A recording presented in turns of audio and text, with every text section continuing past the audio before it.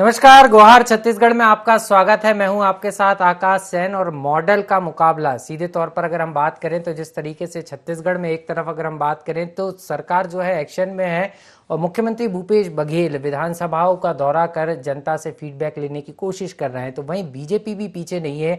BJP का focus भी booth पर है, लेकिन बीजेपी का चेहरा कौन होगा इस पर अभी तक पिक्चर क्लियर नहीं हो पा रही है। और यही कारण है कि इसको लेकर बार बार बीजेपी कटघरे में भी खड़ी होती है, बीजेपी पर सवाल भी उठाए जाते हैं। और जब इस बारे में जो है बीजेपी की जो प्रदेश प्रभारी हैं डी पुरेंदेश्वरी, उनसे पूछा गया तो उन्होंने भी साफ तौर पर इसी बात को कहा कि बीजेपी में चेहरे पर नहीं चिन्ह पर चुनाव होता है और वो चिन्ह कमल का फूल है और कमल के फूल के चेहरे पर ही जो है ये चुनाव लड़ा जाएगा। लेकिन बड़ा सवाल यही है जिसको लेकर जो है कांग्रेस भी आरोप लगा रही है, सवाल उठा रही है कि बीजेपी के पास चेहरा नहीं है।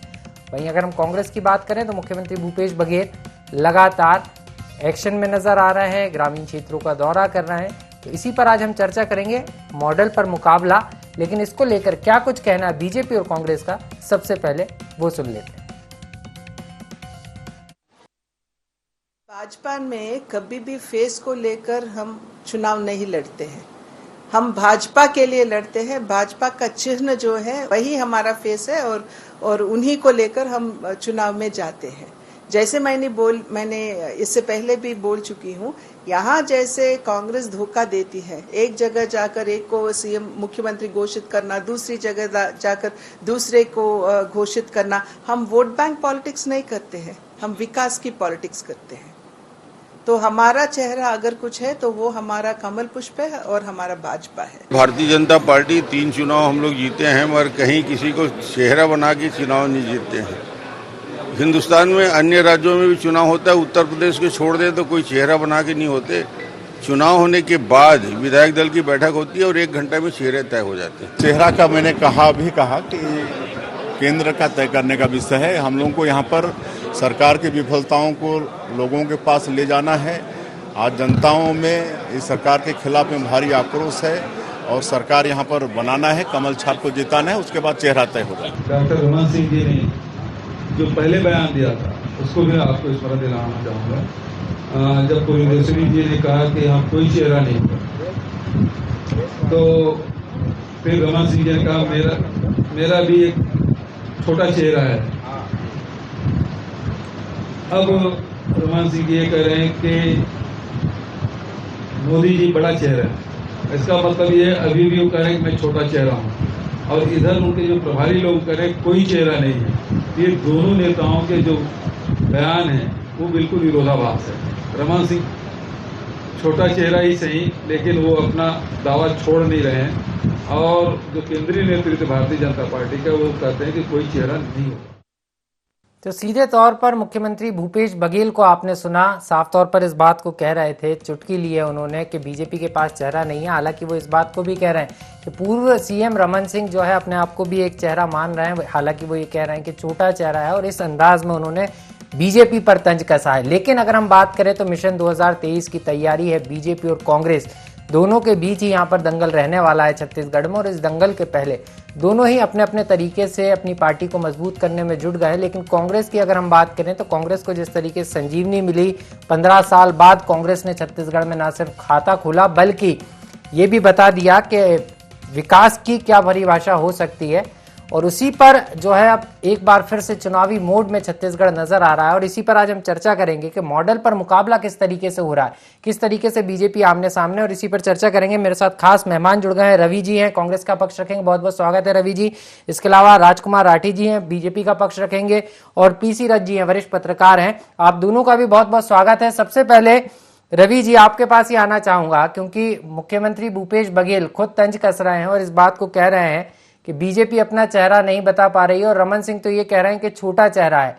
आप क्यों सवाल उठा रहे हैं? क्योंकि अगर हम बात करें तो आपकी तरफ से शुरुआत हुई तंज कसने की, आप कैसे देख रहे हैं? देखिए, आज जो हमारे प्रदेश के मुखिया हैं भूपेश बघेल जी, आज जिस प्रकार से वो काम कर रहे हैं, तो भारतीय जनता पार्टी आज की तारीख में चेहरा विहीन और जो है उनके पास मुद्दा विहीन हो चुकी है। उनके पास न चेहरा है न मुद्दे हैं। भूपेश बघेल जी ने किसी भी वर्ग के लिए ऐसा नहीं रहा कि छोड़ा है, उन्होंने हर वर्ग का काम किया है। और 15 साल जो भारतीय जनता पार्टी के यहाँ पर मुख्यमंत्री रहे, उनका बयान आप सुन करके देख लीजिए, उनका दर्द झलक रहा है उनकी बातों में कि वो कह रहे हैं कि हम हमेशा कमल निशान पर लड़ते आए हैं। 15 साल वो मुख्यमंत्री रहे, आज उनकी पार्टी उन्हीं के ऊपर भरोसा नहीं कर पा रही है। ये तो आपको उनसे ही पूछना चाहिए कि आज वो किस तरह से काम कर रहे हैं। जी बिल्कुल, लेकिन आपकी अपनी भी तैयारी है, सरकार लगातार एक्शन में, संगठन एक्शन में।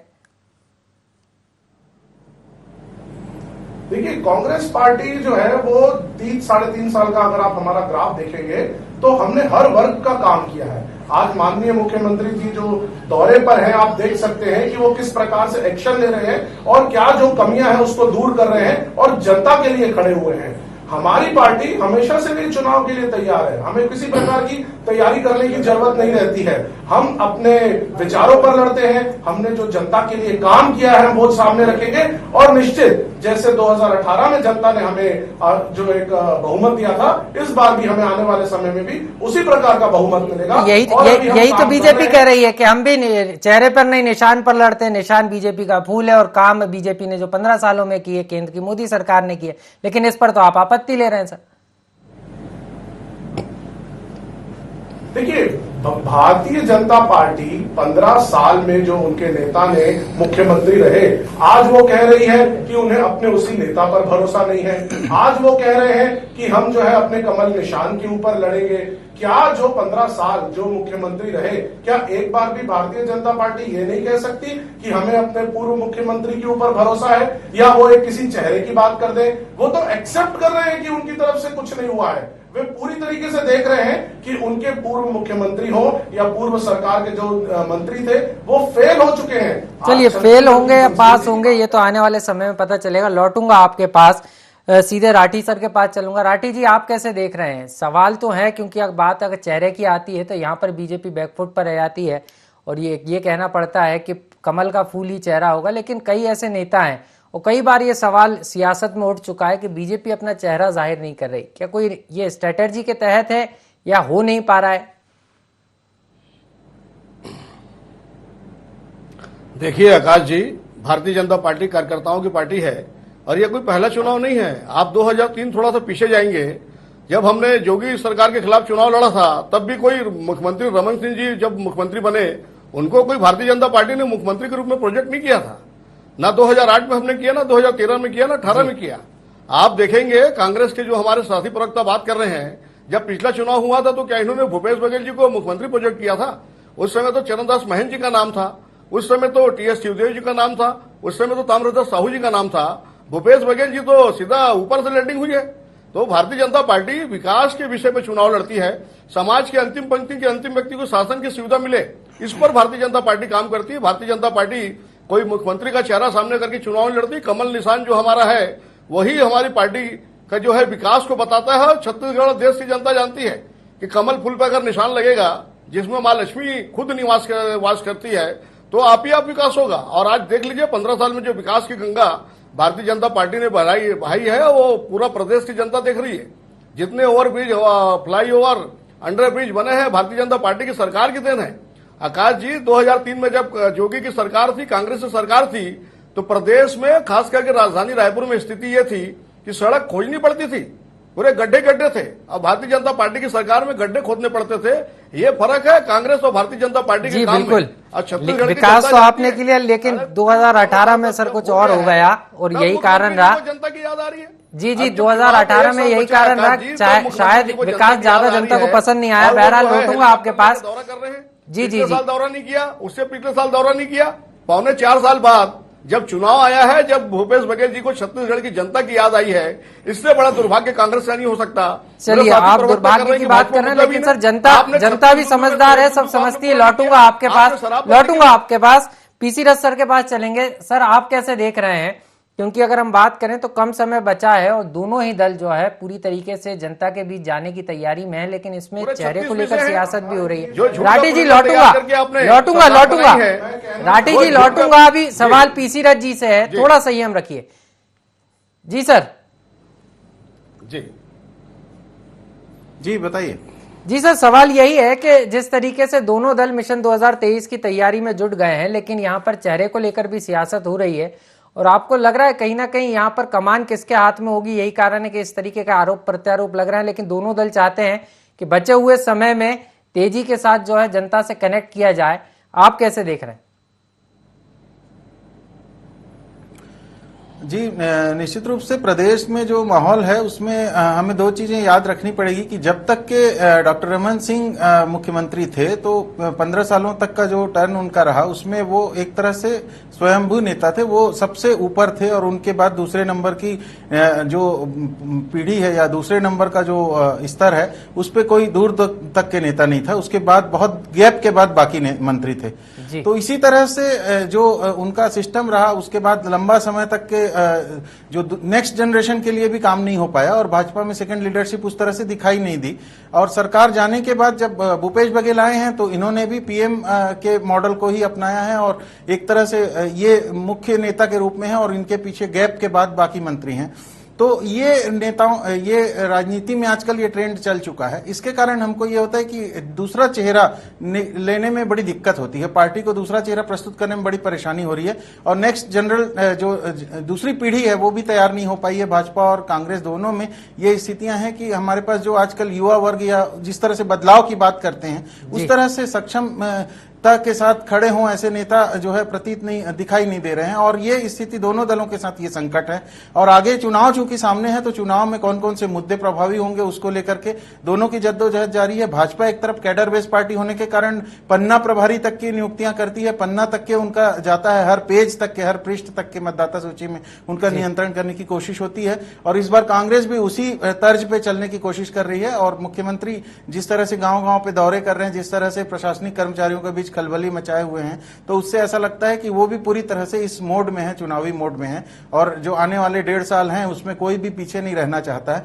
भाजपा में नए प्रभारी के साथ, पुरेंद्रेश्वरी जी के साथ बहुत जोशीले ढंग से कोशिश की जा रही है, लेकिन वो कहीं ना कहीं सत्ता में नहीं होने का नुकसान भाजपा को उठाना पड़ रहा है। नुकसान उठाना पड़ रहा है। लेकिन एक सवाल और था सर जो मैं समझना चाह रहा था आपसे, इसमें एक बड़ा कारण ये भी नजर नहीं आता आपको, जिस तरीके से राष्ट्रीय नेतृत्व की सख्ती है और साफ तौर पर कह दिया गया है कि वंशवाद को जो है हावी नहीं होने दिया जाएगा संगठन में। यही कारण है कि जो सेकंड लाइन है या नेता खुलकर आगे नहीं आ रहा है या नए नेता का नाम नहीं दिया जा रहा है। क्योंकि केंद्र संगठन की बात करें तो केंद्रीय संगठन इसको लेकर खासा सख्त नजर आ रहा है। जहां से भी इस तरीके की तस्वीरें आई थी वहां पर सख्ती भी दिखाई थी। खुद प्रधानमंत्री नरेंद्र मोदी ने संसदीय दल की बैठक में इस बात को कहा था। और यही कारण है कि लगातार कई जगह से इस तरीके की खबरें भी हैं कि अब जो है बीजेपी के निशान को ही महत्व दिया जाएगा। पहले भी होता था लेकिन इस बार जिस तरीके से कहा जा रहा है यही कारण है कि चेहरा अभी बीजेपी जारी भी नहीं कर रही।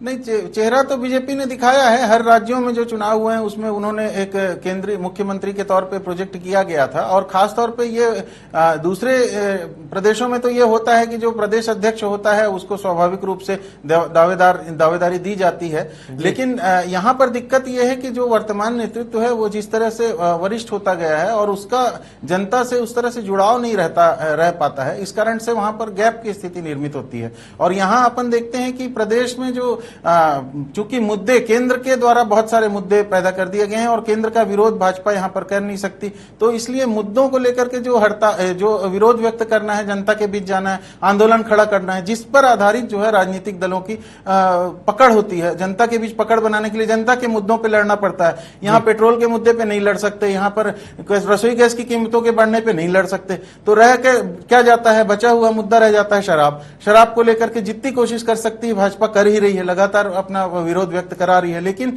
और दूसरे मुद्दों को टेक ओवर कर लिया है भूपेश बघेल ने। धार्मिक मुद्दे जो थे, राम वन गमन मार्ग वगैरह को लेकर के उन्होंने अपना एक चला रखा है। तो उसके कारण भाजपा के साथ एक संकट मुद्दा का तो है और चुनाव को देखते हुए उनको अलग अलग मुद्दों की तलाश करनी है और एक प्रभावी विपक्षी दल के रूप में अपने आप को स्टेब्लिश करना है। तो उसके लिए कोशिशें हैं। अब नेतृत्व का जहां तक सवाल है, जब केंद्रीय नेतृत्व ने क्लियर कर दिया है कि रमन सिंह अगले मुख्यमंत्री के कैंडिडेट नहीं है, तो उसमें बड़ी संकट की स्थिति हो जा रही है कि अब किसको कैंडिडेट माना जाए, किसके आधार पर, क्योंकि एक प्रभा मंडल बनाना और उसके इर्द गिर्द परिक्रमा करना ये राजनीतिक दलों की शैली बन चुकी है इन दिनों। इसलिए उस मुद्दे पर इनको थोड़ा असमंजस का सामना करना पड़ रहा है। लेकिन आगे चल के स्थिति स्पष्ट होगी और कोई ना कोई लीडरशिप सामने आएगा, ऐसी अपन उम्मीद कर सकते हैं निश्चित रूप से सर, और यही उम्मीद है। लेकिन कांग्रेस की अगर हम बात करें तो कांग्रेस को इसमें मौका दिख रहा है और यही कारण है कि संगठन के साथ साथ सरकार जो है जनता के बीच है। कांग्रेस के पास चलूंगा, हमारे साथ रवि जी लगातार बने हुए हैं। रवि जी, आप जिस तरीके से सवाल उठा रहे थे और इस बात को भी कह रहे हैं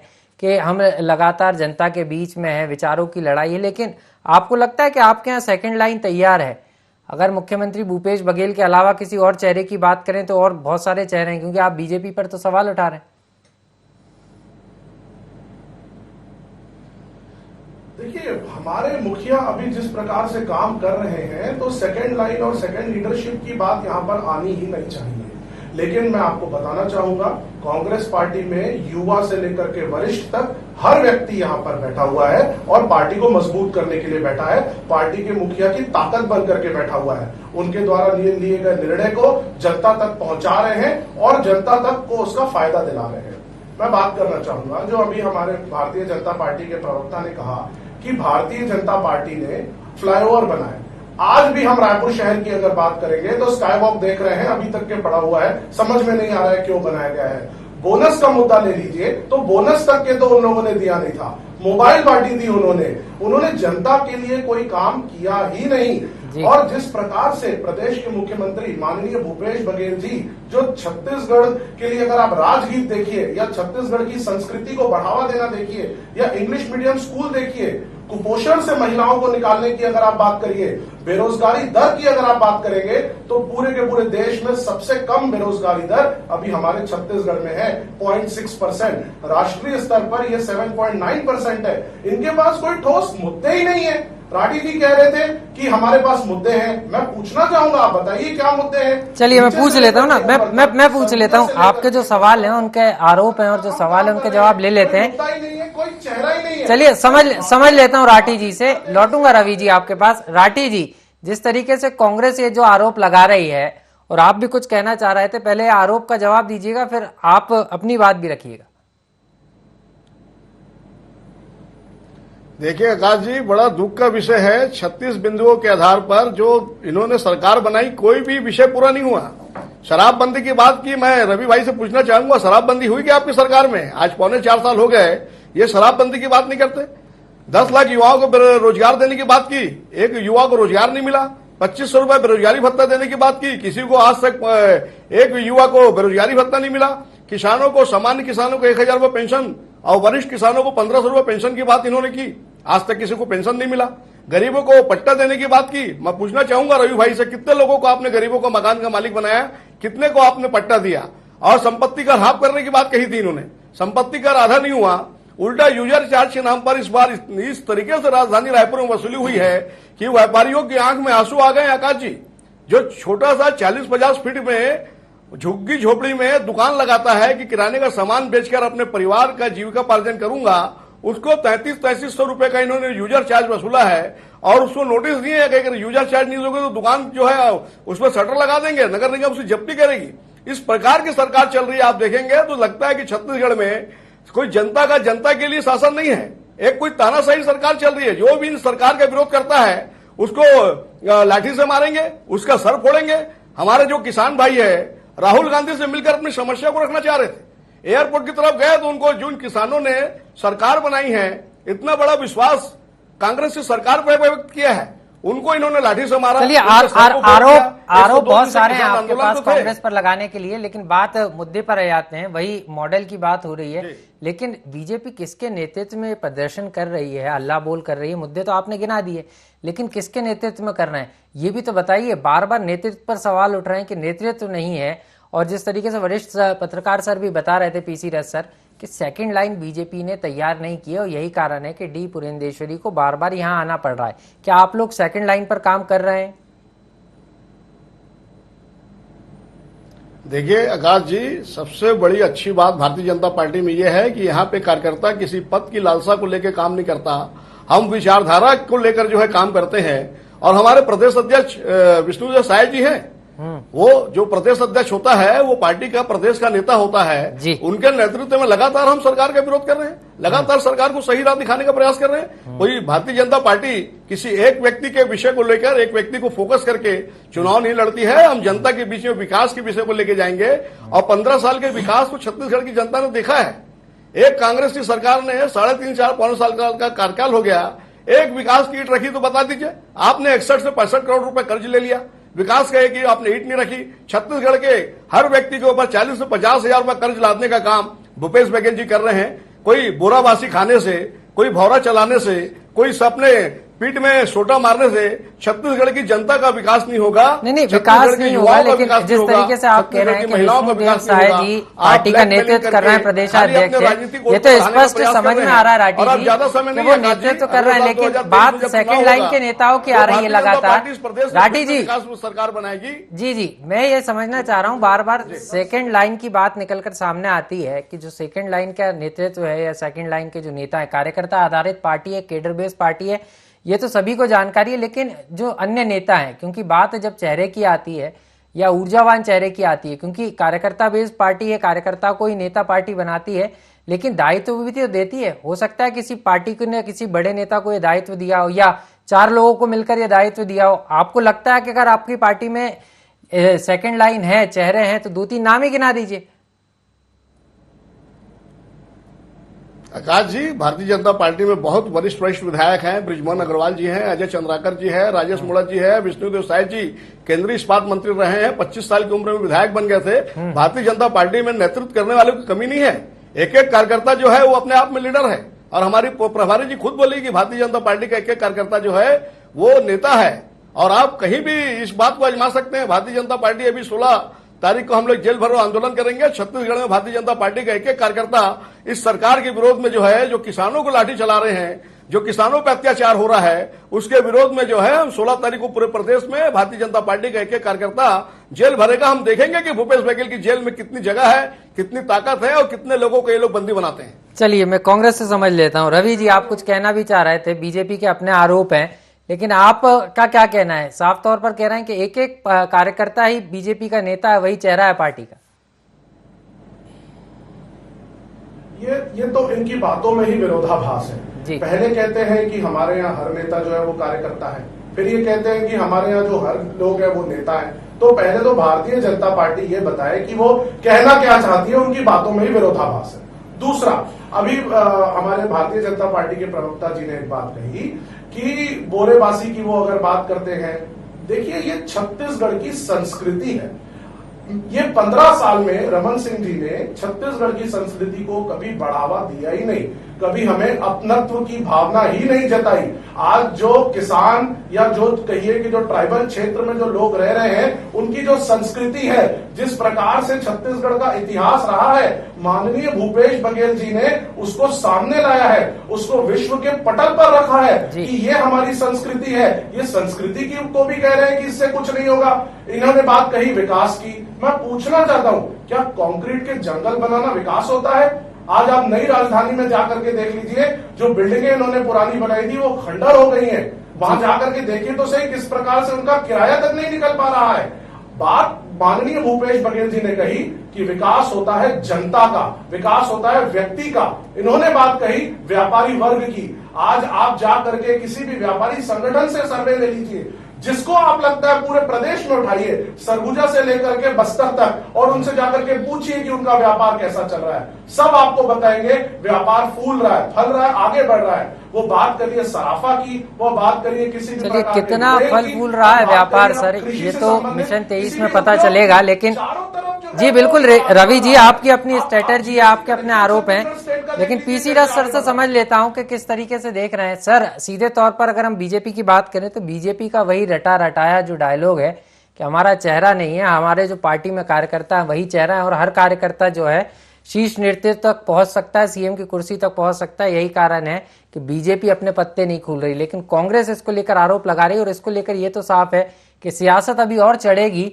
और इस सियासत चढ़ने में कई रंग भी देखने को मिलेंगे। लेकिन आपको क्या लगता है सर, संगठन के लिए एक बड़ी चुनौती भी है, क्योंकि मिशन 2023 के रण में अगर हम देखें कोई एक चेहरा पार्टी के पास होता या कोई बड़ा नेता होता, क्योंकि सीनियर नेता तो कई सारे हैं, लेकिन कोई नया चेहरा होता तो निश्चित रूप से उससे पार्टी को लाभ भी मिलता और कांग्रेस को कहीं ना कहीं एक मुद्दा नहीं मिलता।